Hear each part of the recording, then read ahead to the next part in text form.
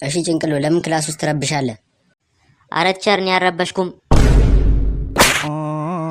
ጥያቄ ጠይቃለሁ ማትመልስ ከሆነ ከዚህ ትምህርት ቤት ትወጣለህ።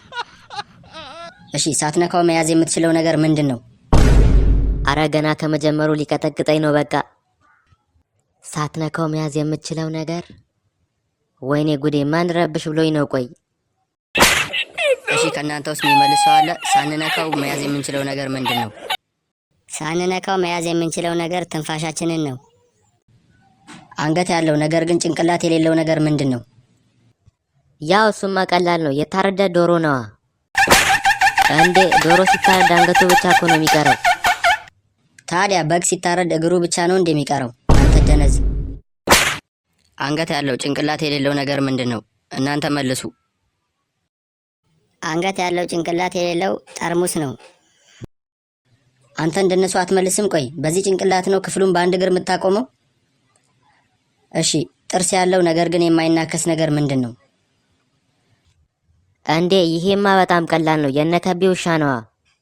ከቤ ደግሞ ማን ነው? ጭራሽ ትቀልዳለህ። የኛ ሰፈሩ ከቤ ነዋ። ውሻዎቹ እንኳን ሊናከሱ መጮህ አይችሉም። ጭራሽ ሌባ ሲመጣ ከፍተው ነው የሚያስገቡት። ጭንቅሎ ጨዋታ ጀመርክ? በጣም ነው እንዴ የምትጫወተው? እሺ እናንተ መልሱ። ጥርስ ያለው ግን መናከስ የማይችል ምንድን ነው? ያው ጥርስ ያለው የማይናከስ መጋዝ ነው። ጎበዝ አጨብጭቡለት። እንደዚህ አይነት ተማሪ ነው የሚያስፈልገን። አንተማ ከመረበሽ ውጭ ሌላ እውቀት የለህም እኮ። እሺ ከነዚህ ውስጥ 2 2 2 4 የሆነው የቱ ነው? 2 2 2 4? አረ ምንድን ነው የሚጠይቀኝ? አረ አፌን ዘግቼ በተቀመጥኩ ምን ቀልቅሎኝ ነው? ቆይ 2 2 ቁጥር 2 4 ቁጥር ለማለት ነው ወይስ 2 2 2 ከዛ መጨረሻ ላይ 4 ቁጥር ነው? አረ ምን ይሻለኛል? ዛሬማ ተበላው። ያው ቲቸር ከታች ያለው ነው። እኔ ያልኩት 2 2 2 4 ነው። እንዴት ቲቸር ከታች ያለውም እኮ ይሆናል። እሱም 2 2 2 4 ነው በቀጥታ ስናነበው። ዝም በል። እኔ ለማለት የፈለኩት ብዛታቸውን ነው። ታዲያ እኔ ጠንቋይ ቀልባለሁ እንዴ? እንዴት ነው አንተ ያሰብከውን የማውቀው? እሺ 10 አሳ ቢኖርክና 5ቱ ውሃ ውስጥ ቢሰምጡ ስንት አሳ ይቀራል? ይሄማ ቀላል ነው። 5ቱ ብቻ ነው የሚቀሩት። አሁን የመጨረሻ ጥያቄ ጠይቃለሁ። ካልመለስ ከዚህ በኋላ በእኔ ክላስ አትገባም።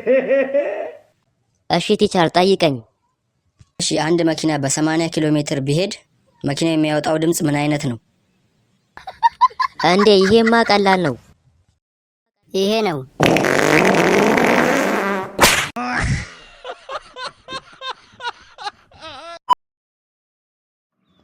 የኔ ልጅ እንዴት ነበር ፈተና? አረ በጣም ያስጠላል አባዬ። እንዴ ምን ነው እንደዛ አንብበክ የለ እንዴ? አዎ ግን ያው ፈተና ላይ አስተማሪ ብቻ ነው የመጣው።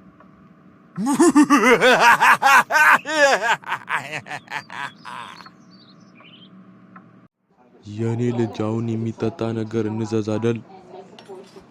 አዎ አባዬ። አስተናጋጅ እስቲ አንድ ቢራና አንድ ለስላሳ አምጣልኝ። እንዴ አባዬ አንተም ለስላሳ ነው እንዴ የምትጠጣው?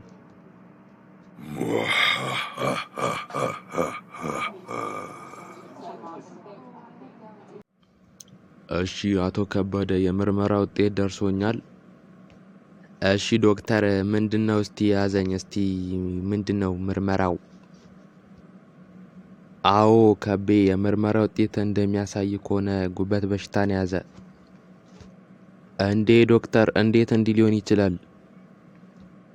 አዎ ያው የጉበት በሽታ የሚይዛቸው ሰዎች ሱስ ያለባቸው ናቸው። እንዴ ዶክተር እኔ እኮ ምንም ሱስ የለብኝም። ግን መጠጥ ትጠጣለህ እንዴ? አዎ ዶክተር ያው ካላስቸገርኩ 1 2 ብታመጣልኝ ደስ ይለኛል።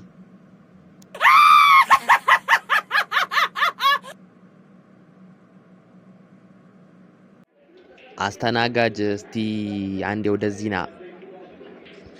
አቤት አለቃ ምን ልታዘዝ? ያው ሻይ አለ አይደለ? ሻይ ነው እንዴ? ምን አለ ግን? ሻይ አለ፣ ሁሉም አለ። ምንድነው ግን ያው ሻይ አለ ሞልቷል። በስኳር ነው በጨው ነው? እሺ ሻይ አንጣልኝ። ግን እኔ የምልህ ስኳር እንዴት ነው? በነፃ ነው እንዴ? ያው ስኳር ሻይ ከጠጣ ስኳሩማ ያው እንደፈለክ መጨመር ትችላለህ። በቃ ስኳር አዲስ ያው ነፃ ከሆነ እኔ ምንም ማድረግ አልችልም።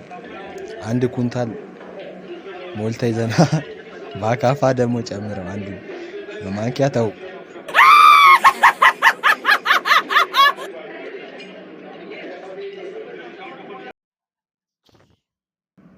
እንዴ ማታማ እርሶ በዚህ እድሜው እንዴት ነው ትምህርት የሚማሩት? እንዴት ነው?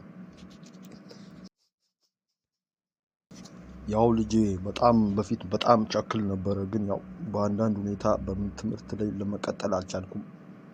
እኔ ከተማርኩኝ ቆይቻለሁ፣ ግን ያው አሁን ለእውቀት ነው የምማረው። ማለት እውቀት በጣም ትልቅ ነገር ነው ልጄ፣ በጣም ነው ደስ የሚለው እና ለማወቅ ነው እንጂ ስራ ልቀጠር ካልኩማ በቃ ያው ከሞትኩ በኋላ ነው። እንግዲህ መቼስ ሲቪል ኢንጂነሪንግ ነው ደግሞ አሁን ከዚህ በኋላ የት ነው ቀጠረው? በጣም ነው ማዝነው። እንደው ሲቪል ኢንጂነሪንግ ሆኜ እንደዚህ ደግሞ ሼባ ሆኜ የት ነው ይሻለኛል? ያው ጋሽ ለመቀጠር ያው እድሜው በእድም ግን ያው ዋናው እውቀት ነው። ግን እኔ የሚለው እንዴት ነው ግን ትምህርቱ እንዴት ቻላችሁት? እኔ አልገባኝም። ያው ልጄ እኔ አውቄ ዛሬ ከሰዓት እዚህ ገብቼ ነው እንጂ ያው የግቢው ዘበኛ እኮ ነኝ፣ አውቄ ነው።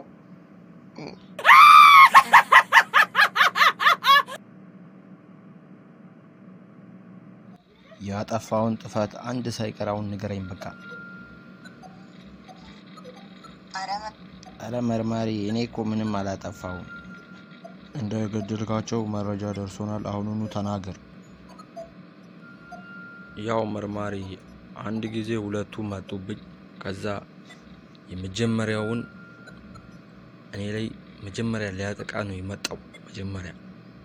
ከዛ ተከራበትኩና አንድ የመጨረሻ የጃኪቻን የምትመታሁት። ከዛ እሱ ተዘረረ። ልክ እሱ እንደተዘረረ ያኛው ደግሞ መጣ። ከዛ ሲመጣ እሱንም አንድ ጊዜ በካራቴና በቲራ በተንኩት፣ እሱን ዘረርኩት። ሁለቱ በደም ተጨማለቁ። እኔ ደግሞ ትቼ ሄድኩኝ።